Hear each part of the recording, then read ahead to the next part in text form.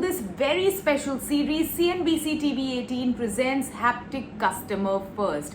COVID-19 is changing the way in which world works, and customer service has become more important than ever. From contactless engagement to personalization of customer engagement, COVID-19 is in fact accelerating some of the trends that already existed.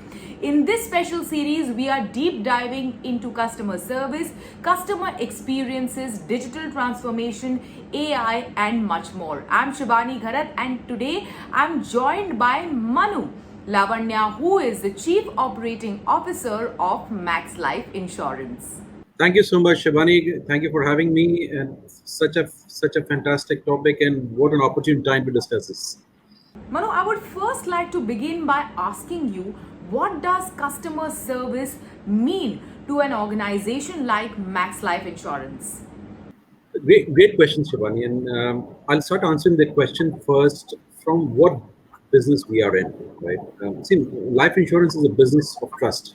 It's a business where the customer pays you today, signs up a contract today, and then they carry on this relationship with you over many years, with the hope that in the eventuality when the policy matures much in future, we keep the promise.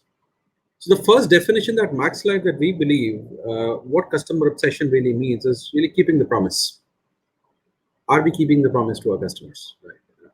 Second, see, as a part of our values, four values of Max Life, customer obsession is one of the four values that Max Life culture is based upon. And when we say customer obsession, it simply means transforming the lives of our customers, making them more secure, making them more safe, and doing whatever it takes to keep our promise to our customers, right?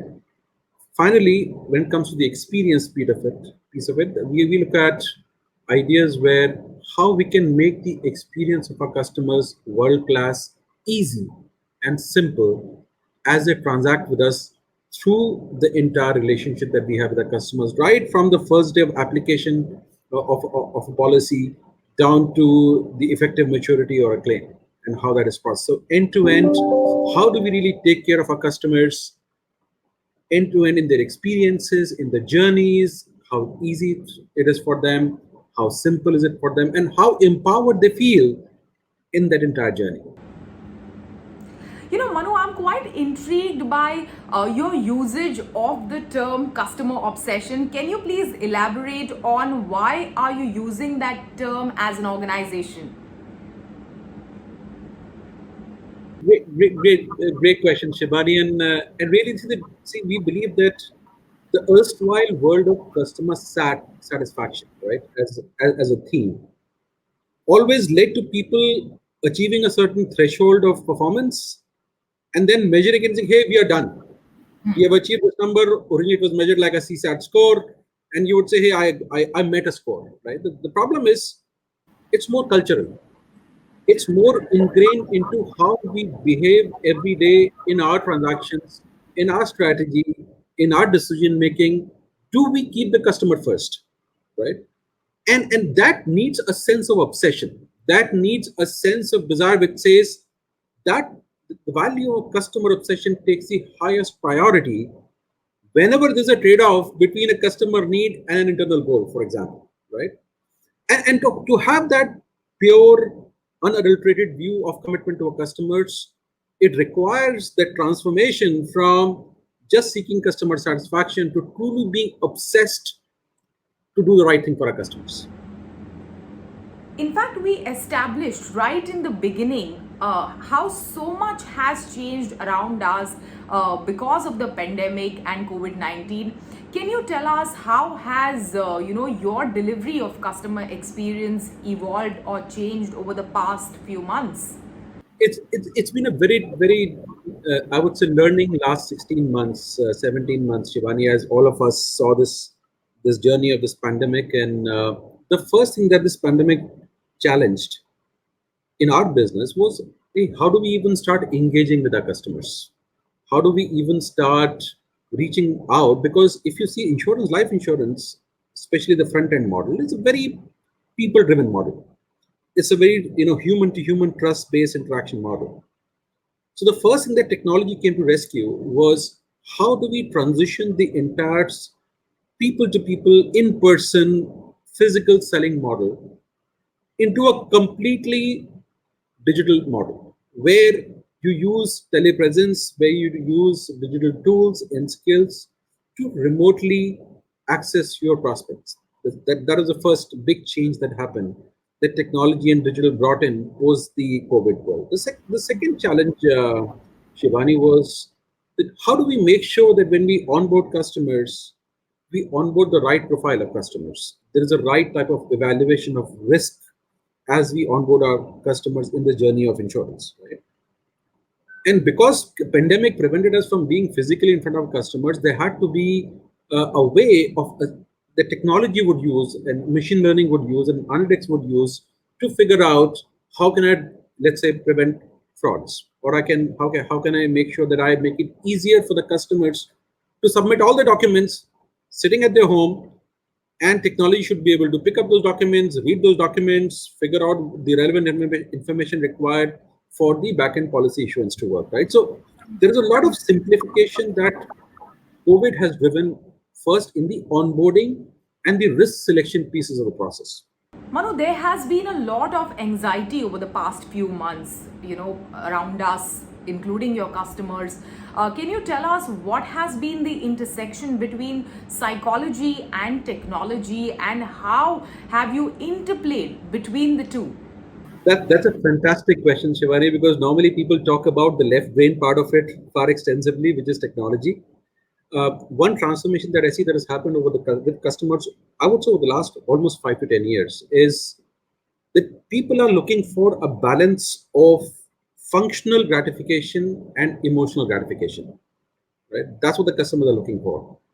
And what that means is that when we look at the interplay of technology and consumer psychology, it's important to play, as I say, across the entire left brain, right brain continuum, right?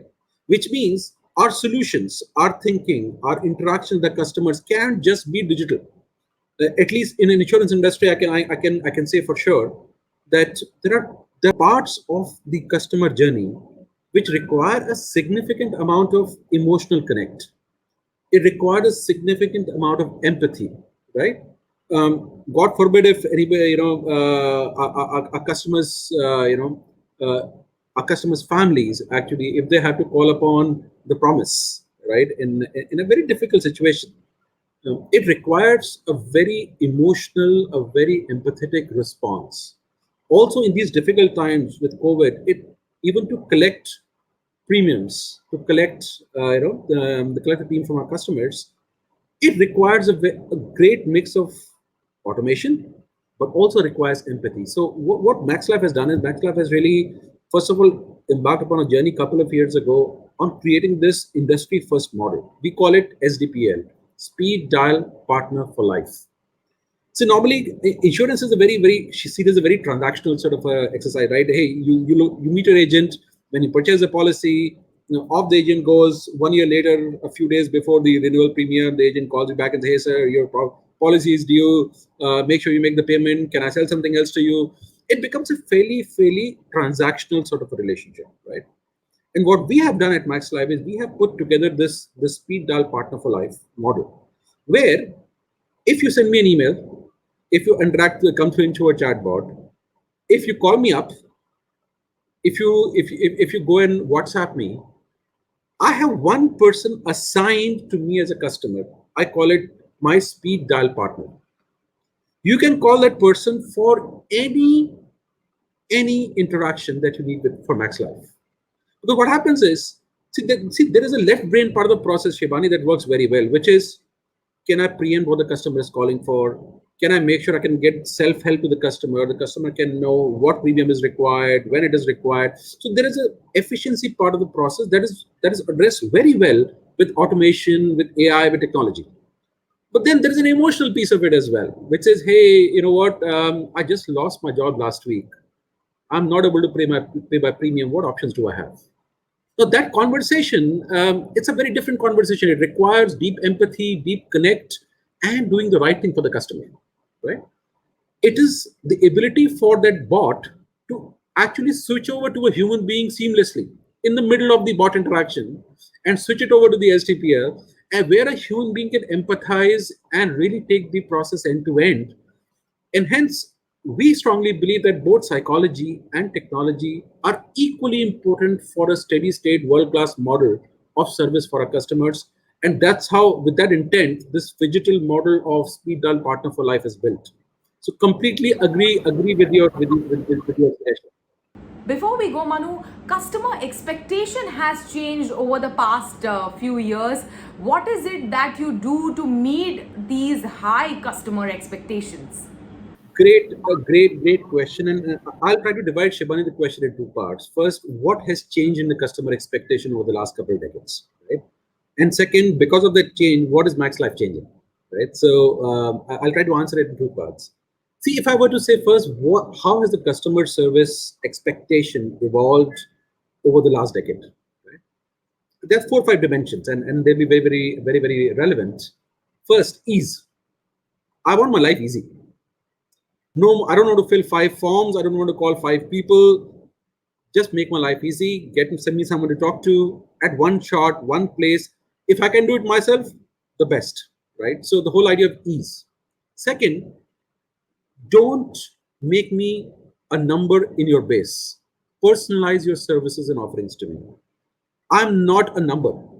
I'm an individual. I have my own preferences. I have my own goals of savings or protection in my life. I need you to cater your offers, your product, your services to who I am. I'll give you a small example. Our NPS survey sometimes, a person would call and ask, "Hey, would you like to speak in English or Hindi?" And the person would say, "Hey, do you think I can't speak English? That's why you're asking me?" And the person would still go ahead and have the conversation in Hindi, right? Great example where people need personalization. Talk to me in the language I prefer.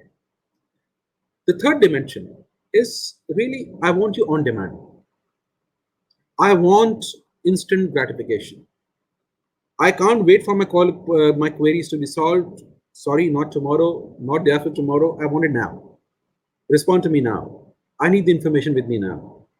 And then related to that is ubiquitous. I don't want to come to the branch every time. Uh, I want to experience your service. I want to experience a product wherever, whenever I choose to. Then the switch from, as I said, functional gratification to functional and emotional gratification. I should feel happy when I interact to a Max Life agent. I should feel happy after, and empowered after I have interacted with the Max Life service agent, right? Those are very deep shifts from a very functional demand that existed in the past. And finally, yeah, I know you can solve my problem, but can you empathize with me, right? Can we be emotionally connected as well? And so these are secular shifts that I have seen in the demand of customer service. Now, if I compare with our response, a big part of this response, Shibani, that Max Life has really driven is first around the whole, as I said, the omni-channel experience. That irrespective of where the customer comes in from, can I drive a consistent, simple, empowering journey to my customers? How does it happen? Significant investment happening in our front end. Significant investment happening in how we onboard our customer journeys, number of clicks. Instead of 10 clicks, can I have 3 clicks where somebody can get onboarded, right? Right from that detail down to the next level, which is, okay, what is the minimum information that I need from the customer to open a policy? Am I required to fill 60 fields and ask customer 5 forms? Or can I take all the information from the bank and you know what, I'll fill in the only 2 or 3 required, right? So how does my interaction with my customer become super easy, super fluid, super simple? Right? Then the third part is that when I look at how does my entire journey at the issuance become as responsive as possible? Can I cut down my time to my process times to make sure I can make the customer secure, contract in the customer's hand as soon as possible. There are projects that are being driven today, Shivani, in Max Live, where a policy pack from the time the entire documentation was done, decisioning was done in underwriting, it would still take 22 hours for the policy pack to ship out to the customers, right? Because of pure processes, pure technology. We are cutting that down to 6 minutes. The idea of instant issuance. Can I commit that I can commit to a 30-minute issuance of an insurance policy consistently for a class of products and a wide variety of my customers? Can I ensure that I can do like instant pizza delivery? You have instant issuance where 30 minutes the policy is with you, right? So some of that all those transformation initiatives will be leveraging technology, AI to drive the very high responsiveness to the customers. And finally, how do I make sure that I'm there for my customers, whichever time, whichever channel they choose to reach out to me, which is, am I accessible on WhatsApp, using bots, using emails, using helpline, call in? I am available for my customers 24/7. So the whole idea of being ubiquitous, on demand, and being whenever, wherever my customers need me. So multiple projects, multiple initiatives around that automation. We've already done, already made progress.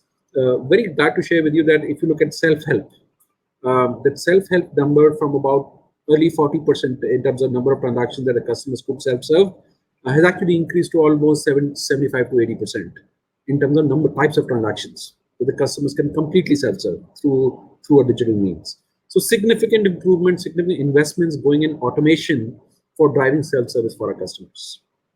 I hope that gives you a picture around all the initiatives that are driving this change or addressing the change of expectations from our customers.